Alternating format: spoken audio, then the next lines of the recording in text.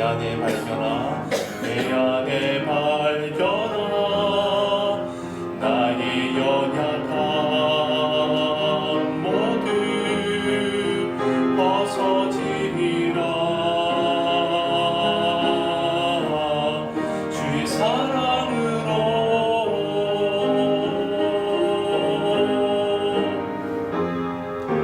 주 사랑 나를 붙드시고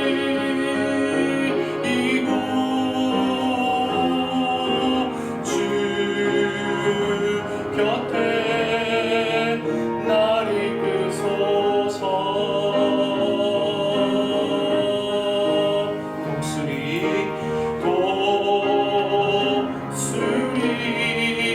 나에게 올라가듯 나 주님과 함께 일어나 걸으리 주의 사랑 안에 나의 눈 열어 나의 눈 열어 주를 보게 하시고 주의 사랑을 알게 하소서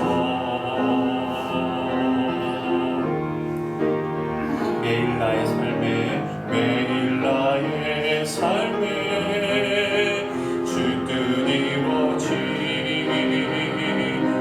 이루어지도록 새롭게 하소서 주의 사랑으로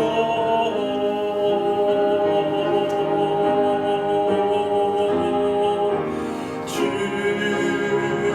사랑 나를 붙드시고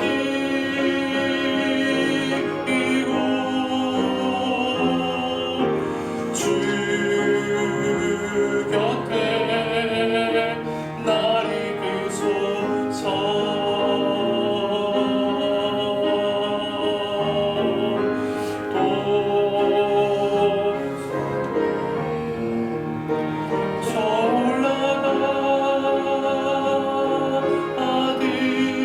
나 주님과 함께 일어나 걸으리 주의 사랑 안에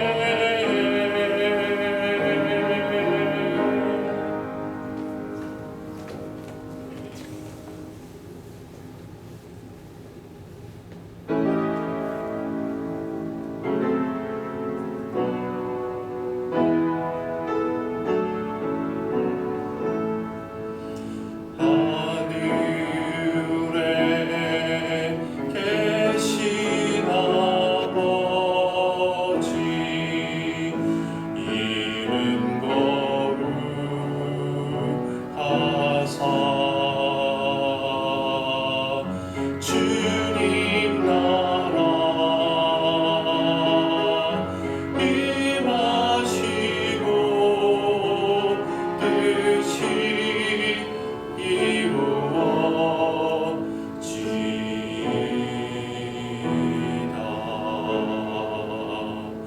일용할 양식 주시고 근죄 다 용서하옵시고 또 시험에 들게 마시고 악에서 구원하소서 내게 주의 나라 주의 권세 주의 영광 영원히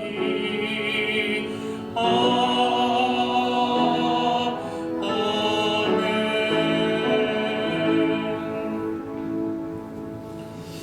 일어나라 빛을 발하라 이는 내 빛이 이르렀고 여호와의 영광이 내 위에 임하였음이니라.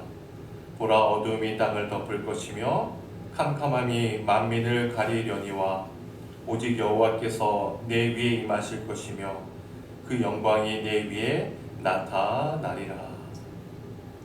좋으신 하나님, 예수님의 십자가의 은혜로 저희를 죄와 사망에서 구원하여 주시고 거듭난 성도들이 되게 하여 주시사 날마다 생명의 길을 걸어가게 하시는 은혜 감사드립니다. 오늘 거룩한 주일을 맞이해서 이렇게 기쁜 찬송을 부르며 하나님을 만나는 예배의 자리로 나오게 해주시니 더욱 감사드립니다.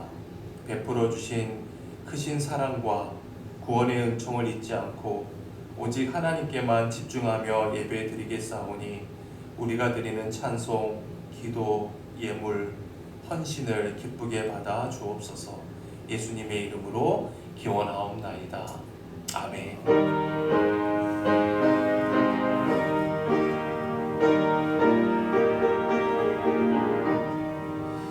즐겁게 안식할 날, 반갑고 좋은 날, 내 마음을 편케 하니 즐겁고 기쁜 날, 이 날에 천하 만민 다 보좌 앞에서 잠드신 삼위일체 부르네. 이 날의 하늘에서 새 양식 내리네. 성회로 모이라고 울리네.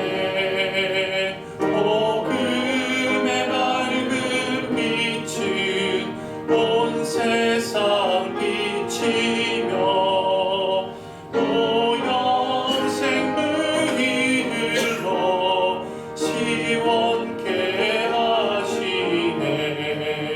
이 주일 지킴으로 새 은혜 입어서 영원히 쉬는 곳에 다 올라갑시다.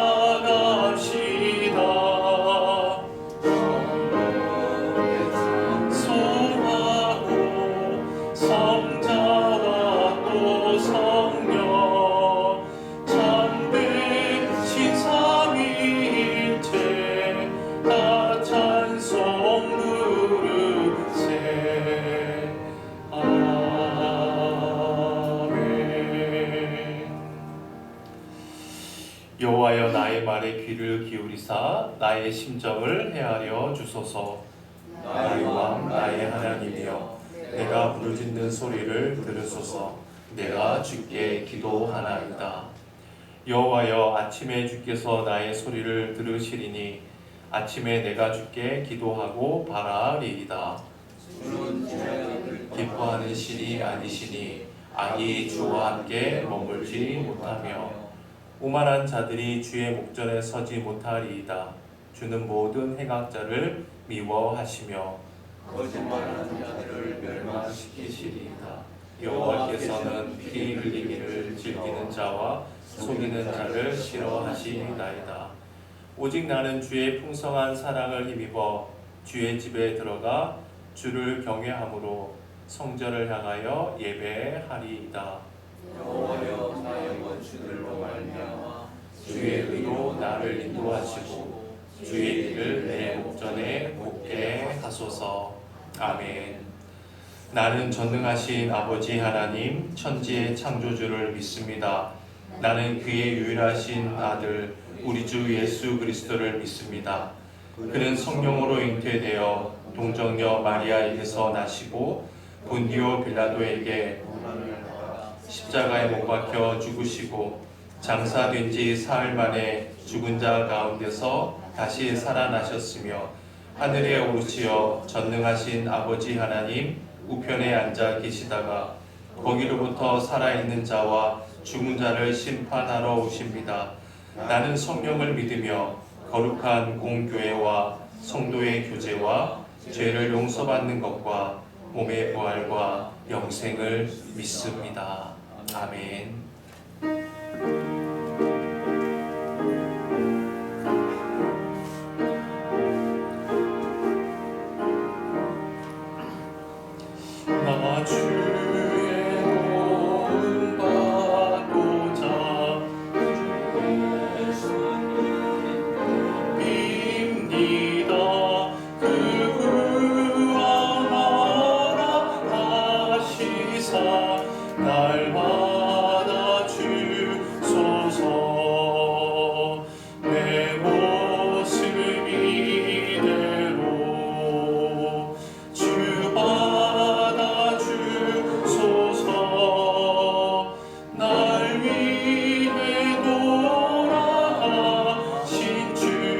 날 받아주 3절 하겠습니다. 내 힘과 결심 약하여 늘 깨어지기시우니 주 이름으로 구원해 날 받아주소서. 내 모습 이대로 주 받아주소서.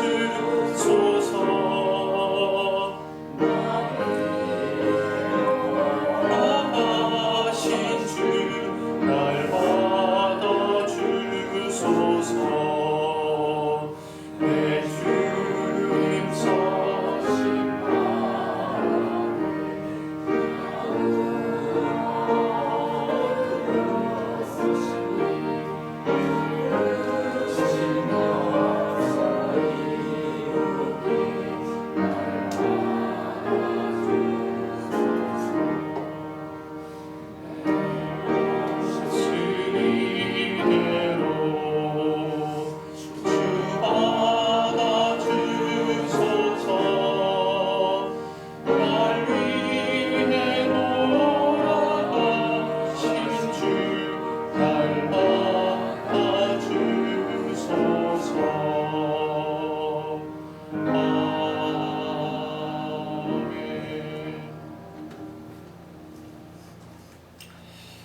예수께서 떡을 가지사 축복하시고 떼어 제자들을 주시며 이르시되 받아 먹으라 이것이 내 몸이니라. 또 잔을 가지사 살해하시고 이르시되 너희가 다 이것을 마시라. 이것은 죄 사함을 얻게 하려고 많은 사람을 위해 흘리는 바 나의 피 곧 언약의 피니라. 이 자리에 모인 주의 성도들이 주님의 살과 피를 통해 그리스도의 임재와 복을 누리게 하여 주옵소서. 심령이 가난한 자, 애통한 자, 고난 중에 있는 자, 육신의 질병으로 고통받는 자들에게 이 신령한 양식이 세상이 줄 수 없는 위로와 평강과 치료가 되게 하여 주옵소서. 이제 주님의 살과 피를 들어 축사하오니 이 성찬 위에 함께하여 주시사 성찬에 참여하는 모두가 주님과 연합하는 은혜가 있게 하여 주옵소서. 예수 그리스도의 이름으로 축사하며 기도드리옵나이다. 아멘.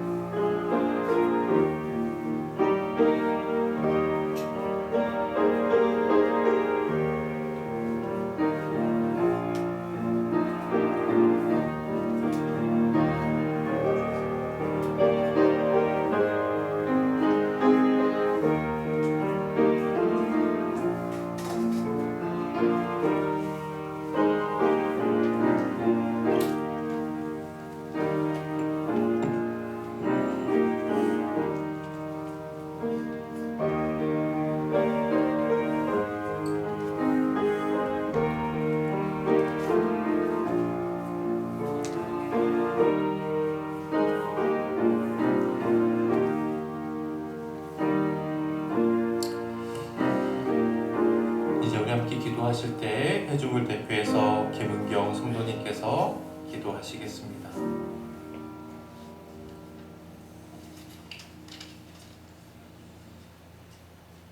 사랑의 하나님, 주님의 은혜로 이 자리에 모여 예배드리게 하시니 감사드립니다. 좋으신 하나님 아버지, 내일 어떠한 삶을 살지는 모르지만 아버지를 믿는 믿음만큼은 더욱 깊어지는 하루가 되기를 소망합니다. 소망합니다. 아멘. 항상 깨어 기도하게 하여 주소서. 기도로 승리하는 하루를 살게 하소서. 기도함으로 약해지는 마음을 굳건하게 하여 주소서. 아멘. 기도함으로 마귀의 달콤한 유혹에 빠지지 않게 도와주소서. 아멘. 살아계신 예수 그리스도의 이름으로 기도드립니다. 아멘.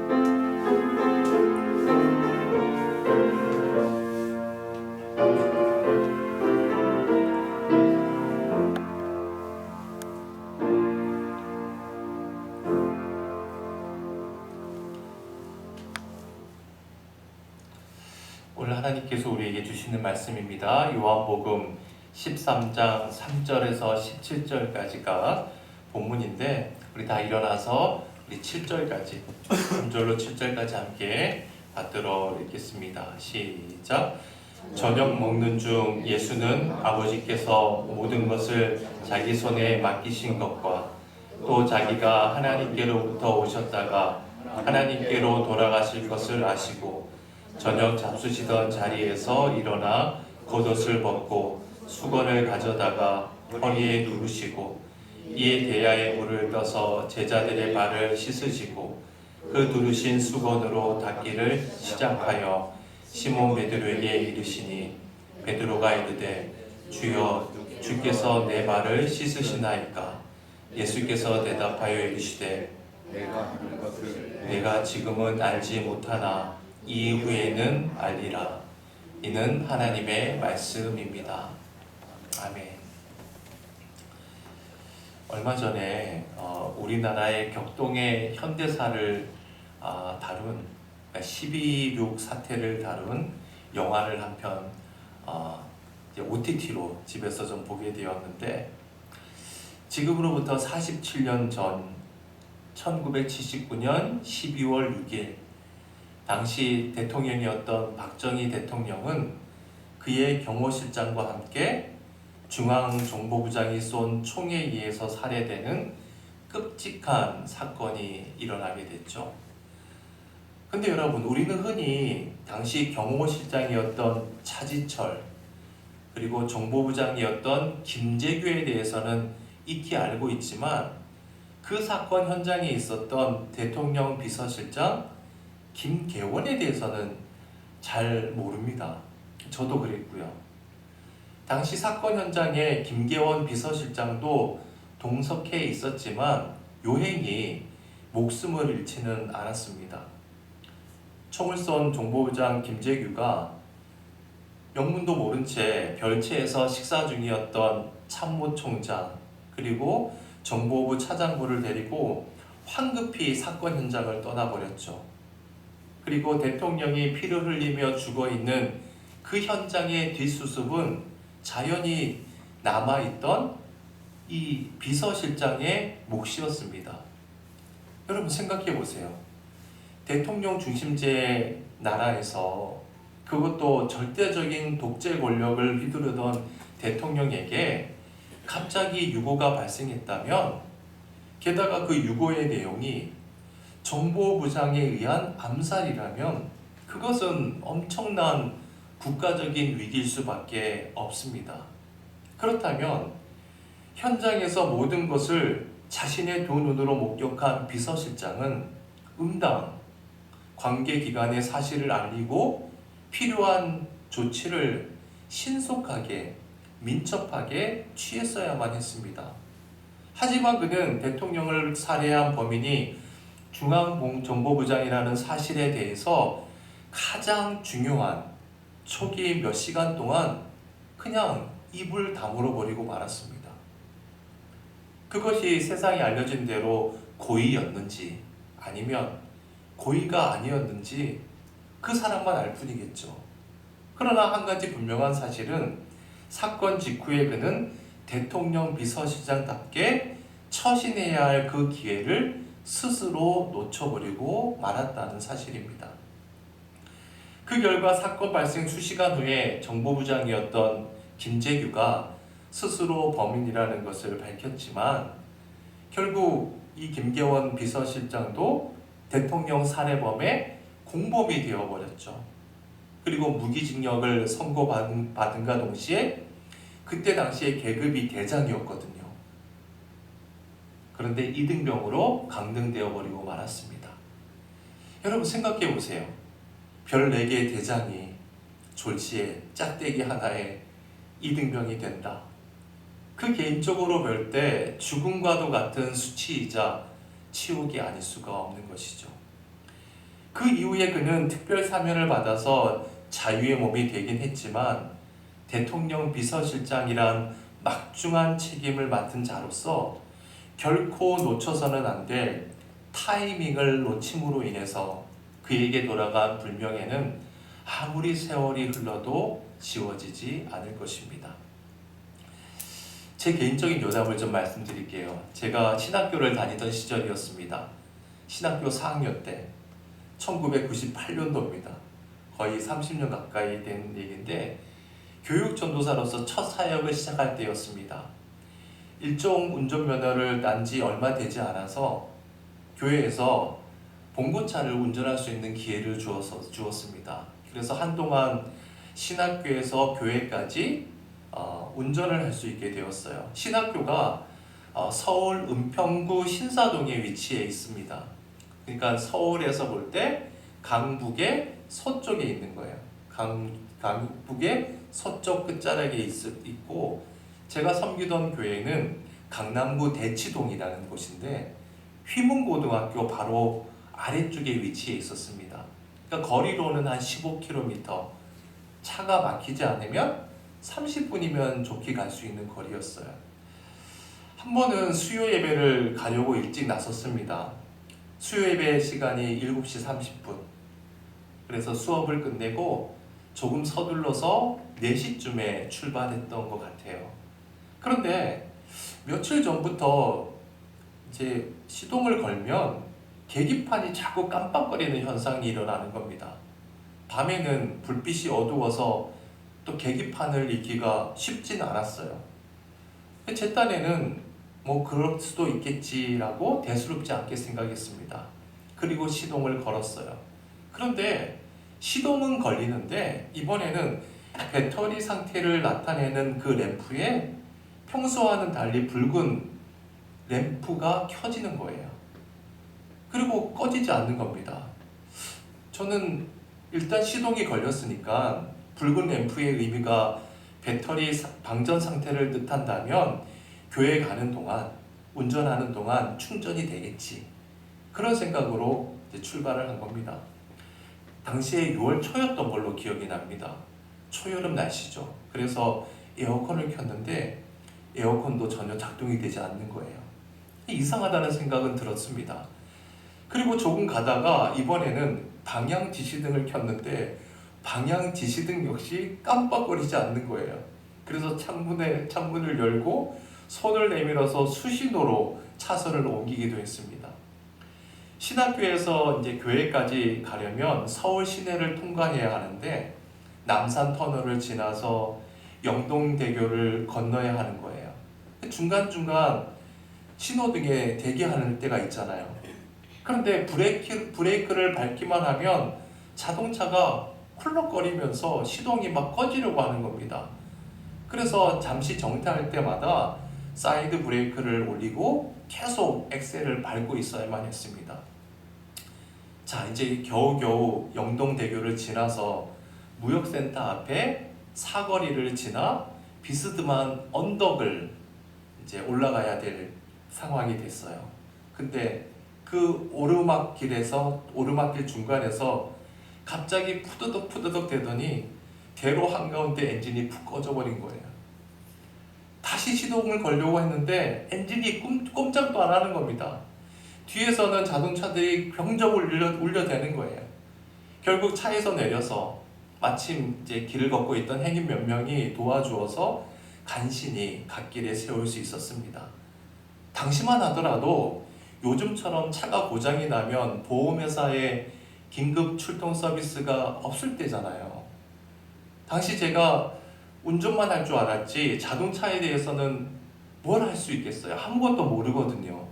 그래서 일단은 본네트를 열었어요. 이제 뭐 차가 고장이 나면 본네트를 열잖아요. 그래서 저도 열어보았습니다. 근데 어떻게 해야 될지 뭐 도리가 없는 거예요. 그러는 사이에 그냥 1시간이 지나버린 겁니다. 그제서야 근처 카센터를 찾아보았는데 이미 문을 다 닫아버린 겁니다. 시계를 보니까 6시 한 반 정도 된 거죠. 어쩔 수 없이 레카차를 불러서 자동차를 카센터 앞에 세워두고 걸어서 땀을 뻘뻘 흘리면서 예배 시간에 임박해서 교회에 도착하게 된 겁니다. 참고로 교회는 비밀로 했습니다. 그리고 그 다음날 카센터에 연락을 해보니까 수명이 다한 배터리와 발전기를 교체하고 나니까 문제가 없이 시동도 잘 걸린다고 이야기하는 거예요. 제 기억으로 레카차를 부르고 배터리 발전기를 수리하는데 30만 원 정도가 소요된 것 같아요. 근데 제가 그때 제 교육전도사 월급이 30만 원이었거든요. 그 30만 원을 다 써버린 거죠. 여러분 보세요. 오후 4시에 출발해서 교회 근처까지 제가 지나간 길 위에는요, 정말 많은 카센터가 있었습니다. 그때는 모두 문을 닫기 전이었어요. 운전하는 내내 생각했습니다. 카센터로 갈까 말까 수도 없이 생각을 했어요. 자동차는 이미 깜빡거리는 계기판 불빛, 배터리의 붉은 램프, 작동을 멈춘 에어컨과 방향지시 등 불규칙적인 요동으로 끊임없이 제게 경고를 하고 있음에도 불구하고 그 경고를 무시한 탓에 저는 결국 그 문제를 해결할 타이밍을 놓쳐버리고 만 것이죠. 그 결과 길 위에서 전혀 뜻하지 않게 고생을 자초하고 말았던 것입니다. 그날 고생은 고생대로 하고 예배를 다 마친 뒤에 지하철을 타고 귀가하면서 인생도 신앙도 타이밍이라는 생각을 깊이 하게 되었던 기억이 있습니다. 여러분, 하나님께서 우리 각자를 향해 바라시는 여러 가지 경고가 있습니다. 우리에게 던져주시는 그 숱한 기회를 우리가 얼마나 적절하게 타이밍을 맞추어 응답하느냐에 따라서 우리의 인생의 결과는 달라지게 됩니다. 창세기에 보면 노아의 홍수에 대한 이야기가 나오죠. 노아의 홍수란 지금으로부터 4,000년 전 노아 시대에 있었던 대홍수라는 뜻입니다. 사람들은 그 홍수를 가리켜 심판의 홍수라고도 부릅니다. 40일 밤낮으로 계속되었던 그 홍수 속에서 오직 하나님을 경외하던 노아의 8 식구만 구원을 받고 그 이외에는 다 죽었기 때문이죠. 그래서 어떤 사람들은 하나님이 해도 너무했다라고 이야기들 합니다. 사랑의 하나님이, 자비의 하나님이 어떻게 인간을 단번에 쓸어버릴 수 있느냐라는 것이죠. 그처럼 인류를 심판할 계획이었다면 사전에 최소한도 한두 번 정도라도 경고해 주었어야지 아무런 예고 없이 하루아침에 모든 인간을 그렇게 쓸어버릴 수 있느냐라는 겁니다. 여러분, 과연 그렇습니까? 하나님께서 인간들에게 아무런 경고를 하지 않았나요? 홍수로 인간을 심판하실 것을 알았던 노아는 하나님의 명령에 따라서 그 홍수를 뛰어넘을 커다란 배, 즉 방주를 만들기 시작했습니다. 그 방주의 길이만도 137m에 이르는 거대한 배였습니다. 그 옛날 당시의 기술로 축구장보다 더 긴 대형 선박을 건조하기 위해서는 엄청난 세월이 필요했을 겁니다. 그래서 성경에는 구체적으로 숫자는 나오지 않지만 수십 년은 좋게 걸렸을 것으로 보입니다. 매일매일 아침에 동이 터서 저녁까지 노아가 방주를 만드는 망치 소리가 울려 퍼집니다. 하루도 빠짐없이 그 소리가 세상을 울려댑니다. 그것은 단순한 망치 소리가 아니었습니다. 너희가 정녕 죄의 길에서 돌아서지 아니하면, 죄에 노예된 삶을 청산하지 아니하면 반드시 심판을 받으리라는 하나님의 경고였습니다. 그 경고가 수십 년 동안이나 하루도 빠짐없이 계속되었지만 인간들은 그 경고를 무시했습니다. 오히려 멀쩡한 대낮에 방주를 짓고 있는 노아를 미친 사람 취급했습니다. 그리고 그들은 하나님께로 돌아갈 수 있는 타이밍을 끝내 놓쳐버리고 말았습니다. 그 결과는 허망한 죽음이었습니다. 막상 홍수가 시작이 되고 사람들이 떼죽음을 당할 때 얼마나 많은 사람들이 노아의 방주를 찾아가서 문 열어달라고 소리를 쳤겠습니까? 그러나 굳게 닫힌 방주의 문은 결코 열리지 않았습니다. 바로 그것이 하나님의 경고를 무시한 채 스스로 타이밍을 놓친 인간에 대한 하나님의 응답이었던 것이죠. 출애굽한 이스라엘 백성들이 40년의 광야 생활을 거쳐서 마침내 가나안 땅에 입성한 직후였습니다. 처음으로 정복한 곳은 여리고성이었습니다. 여리고성을 함락한 이후에 하나님께서는 한 가지 엄중한 명령을 내렸어요. 전쟁에서 수확한 전리품은 그것이 값지든 값지지 않든 그것이 무엇이 되었든 단 하나라도 취하지 말라는 명령이었습니다. 전쟁의 모든 전리품은 하나님께 드려지는 제물이라는 그런 의미였죠. 그런데 이 아간이라고 하는 사람이 욕심에 못 이겨서 하나님께 바쳐야 할 것을 그만 훔치고 말았습니다. 사람들은 아무도 몰랐습니다. 그러나 하나님은 알고 계셨어요. 하나님께서는 당시 이스라엘의 지도자였던 여호수아에게 그 범인을 찾아내도록 지시했습니다. 우선 하나님의 명령에 따라서 12지파의 우두머리를 다 모아놓고 제비를 뽑게 했어요. 그러자 아간이 속한 지파가 뽑힙니다. 그리고 그 지파의 대표들이 모여서 제비를 뽑았는데 아간이 속한 가문이 뽑힙니다. 이번에는 그 가문에 속한 가장들이 나와서 제비를 뽑았는데 아간의 집이 뽑힙니다. 마지막으로 아간 집안의 모든 남자들이 나왔을 때 마지막 아간이 제비 뽑혔습니다. 결국 아간은 범인이라는 것이 만천하에 드러나게 된 것이죠. 여러분, 왜 하나님께서는 처음부터 아간이 범인이라는 것을 말씀하지 않으시고 그처럼 4번씩이나 제비를 뽑게 하셨을까요? 그것은 회개의 기회를 주시려는 아간에 대한 하나님의 경고였습니다. 그러면 생각해 보세요. 이스라엘 12지파 중에 자기 지파가 뽑혔을 때 그때 아간은 그것이 하나님의 경고임을 알았어야만 했습니다. 그리고 자기 지파 중에서 또 자기 가문으로 압축이 될 때 그때라도 하나님의 경고를 들어야만 했습니다. 또한 자기 가문 중에서 자기 가정으로 초점이 맞추어졌을 때 그것이야말로 하나님의 마지막 경고임을 알고 하나님 앞에 두 손 들고 항복해야만 했습니다. 그러나 설마 하다가 끝내 타이밍을 놓쳐버린 겁니다. 타이밍을 놓친 결과 어떻게 됐을까요? 여호수아 7장 25절 26절 말씀 함께 읽어볼까요?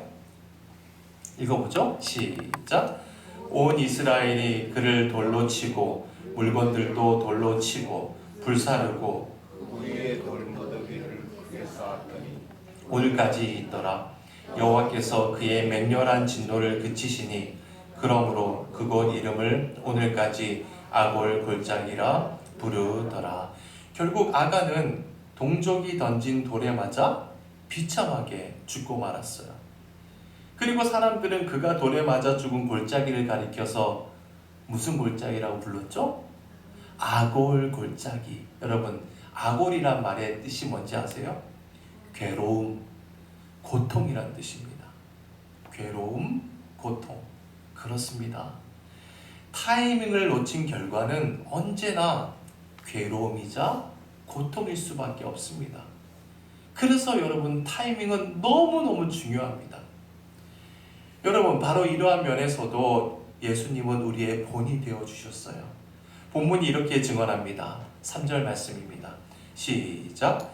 저녁 먹는 중 예수는 아버지께서 모든 것을 자기 손에 맡기신 것과 또 자기가 하나님께로부터 오셨다가 하나님께로 돌아가실 것을 아시고, 예수님께서 제자들과 저녁을 함께 잡수시던 중 하나님께로부터 오신 당신이 이제 하나님께 돌아가야 할 때가 바로 눈앞에 임박했음을 알게 되었습니다. 그때 무엇을 하셨는지 본문이 다음과 같이 증언하죠. 4절입니다. 시작. 저녁 잡수시던 자리에서 일어나 겉옷을 벗고 수건을 가져다가 허리에 두르시고, 당신의 때를 아는 순간 주님께서는 조금도 지체하지 않았습니다. 저녁 잡수시던 그 식탁에서 그대로 일어나셔서 겉옷을 벗으신 후에 수건을 허리에 두르셨습니다. 대체 무엇을 하기 위함일까요? 본문 5절이 다음과 같이 밝히고 있습니다. 5절 말씀 시작.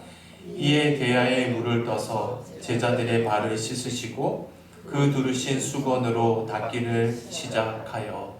저녁을 잡수시던 주님께서 왜 저녁을 마다하시고 이처럼 제자들의 발을 씻겨 주셨을까요? 해답은 다음과 같습니다. 14절 15절 시작. 내가 주와 또는 선생이 되어 너희 발을 씻겼으니 너희도 서로 발을 씻어주는 것이 옳으니라. 내가 너희에게 행한 것 같이 너희도 행하게 하려 하여 본을 보였노라. 여러분, 이제 이 밤이 지나면 주님께서는 십자가에 못 박혀 죽어야만 해요. 이 밤은 다시는 돌아오지 않습니다. 그 사실을 아시는 주님께서는 지난 3년 동안 함께 동고동락했음에도 불구하고 아직 사랑이 무엇인지, 섬김이 무엇인지 알지 못하고 있는 제자들에게 참 사랑이 무엇인지, 참 섬김이 무엇인지 직접 본을 보여주기 위해서 저녁 잡수시던 자리에서 일어나 제자들의 발을 씻기기 시작하셨던 것입니다. 끝까지 타이밍을 놓치지 않고 행할 바를 행하시는 주님의 위대한 모습이 아닐 수가 없습니다. 만약 주님께서 이 세상에 계시는 동안 단 한 번이라도 타이밍을 놓치셨더라면 그분은 참된 그리스도가 될 수 없었을 겁니다. 그렇습니다. 우리 주님께서는 단 한 번도 타이밍을 놓치신 적이 없었기에 그분은 당신의 일생에 대해 후회함이 없었고, 괴로움과 고통처럼 보였던 십자가가 영원한 부활의 모태가 될 수 있었습니다. 여러분, 잊지 마십시다. 타이밍을 놓치는 자는 언젠가는 반드시 후회할 때가 있습니다. 이것을 알고 타이밍을 맞추어 행해야 할 것을 행하는 것이 지혜이자 바른 신앙입니다. 사랑하는 새가는교회 교우 여러분, 혹여라도 여러분의 인생의 계기판에 붉은 램프가 들어와 있는 것은 아닙니까? 종말을 알리는 노아의 망치 소리가 오늘도 어김없이 울려 퍼지고 있지는 않습니까? 수많은 이스라엘 백성들 중에 아간에게 집중되어 가던 그 죽음이 오늘 여러분을 향해 시시각각 달려오고 있는 것은 아닙니까? 여러분 꼭 기억하십시오. 오늘 우리에게 주어진 이날, 이 순간은 결코 다시는 되돌아오지 않습니다. 따라서 타이밍을 잃는 것은 영원을 놓치는 것입니다. 소망하기는 여러분 모두가 주님께서 시시각각으로 주시는 인생의 타이밍을, 신앙의 타이밍을 결코 놓지 않으시길 주님의 이름으로 축원해 드립니다. 이 찬송 함께 부르시면서 예물 봉헌하겠습니다.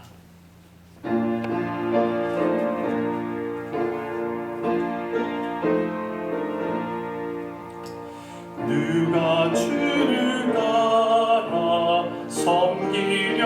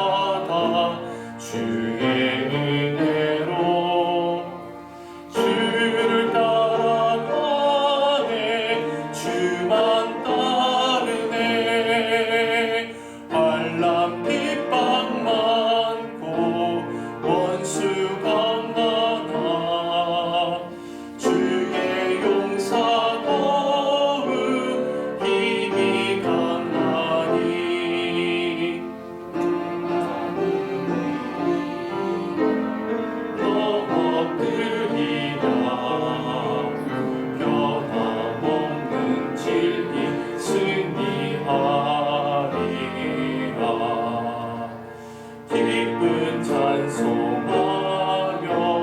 주의 은혜로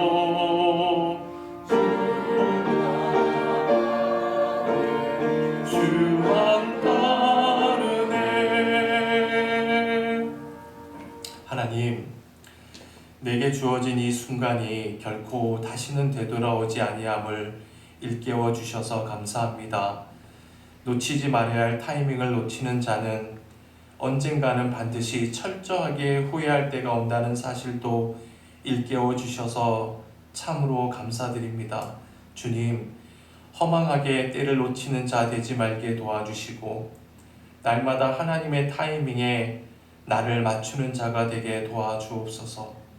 회개할 것을 지금 당장 회개하게 하시고 지금 사랑해야 될 자를 사랑하게 하시고 지금 당장 청산해야 할 것이 있다면 청산하게 도와주옵소서. 오직 하나님의 타이밍에 따르기 위해 드시던 식탁마저도 물리치셨던 예수님을 본받음으로 날마다 매 순간마다 영혼을 얻는 그리스도인 되게 도와주옵소서. 인생도 신앙도 타이밍이라는 사실을 일평생 기억하는 그리스도인 되게 도와주옵소서. 이제 주님께 물질로 헌신할 수 있는 몸과 마음과 정성을 허락해 주셔서 감사드립니다. 주일 헌금, 11조, 감사, 선교 등으로 주께 받은 사랑과 은혜의 예물을 드리오니 기쁘게 흠양하여 주옵소서. 이 예물로 인해서 우리 교회가 굳건히 세워져 가는 것과 모두를 부욕해 하는 통로로 사용하게 도와주시고 하나님의 나라를 세우고 영혼을 살리는 곳으로 아름답게 흘러가게 인도하여 주옵소서. 이제는 예수 그리스도의 은혜와 하나님의 사랑과 성령의 교통하심이 인생도 신앙도 타이밍이라는 사실을 일평생 기억하는 늘 깨어있는 그리스도인이 될 것을 다짐하는 주의 권속들 위해 이제로부터 영원까지 함께 하시길 간절히 축원하옵나이다. 아멘.